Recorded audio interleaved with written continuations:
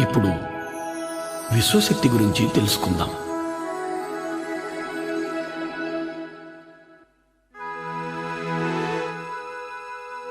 ఈ మహావిశ్వమంతా వ్యాపించి ఉన్నదే విశ్వశక్తి. విశ్వంలోని గ్రహాలు, మనుషులు, చెట్లు, అణువులు, పరమాణువులలో మరియు వాటి మధ్య ఉన్న శక్తే ఈ విశ్వశక్తి. ఈ మహావిశ్వాన్ని సమస్థితిలో ఉంచగలిగేదే విశ్వశక్తి. విశ్వశక్తి ప్రాణశక్తిగా కూడా పిలువబడుతూ ఉంది. మన అభ్యున్నతికి మూలం ఈ విశ్వశక్తి. మన నడత, నడవడికల ఆధారం ఈ విశ్వశక్తి.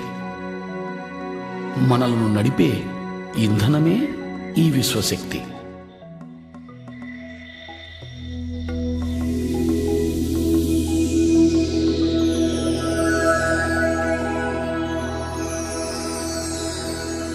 నిద్రలోనూ సంపూర్ణ నిశ్శబ్దంలోనూ మనం కొద్దిగా ఈ విశ్వశక్తిని పొందుతున్నాం. అలా పొందిన శక్తిని మన దినచర్యలలోని మనో కార్యక్రమాలకు, అంటే చూడడం, మాట్లాడడం, కదలడం, ఆలోచించడం లాంటి అన్ని శారీరక కార్యక్రమాలకు వాడుతున్నాం. నిద్రలో పొందే ఈ పరిమిత శక్తి మన అన్ని పనులకు సరిపడదు.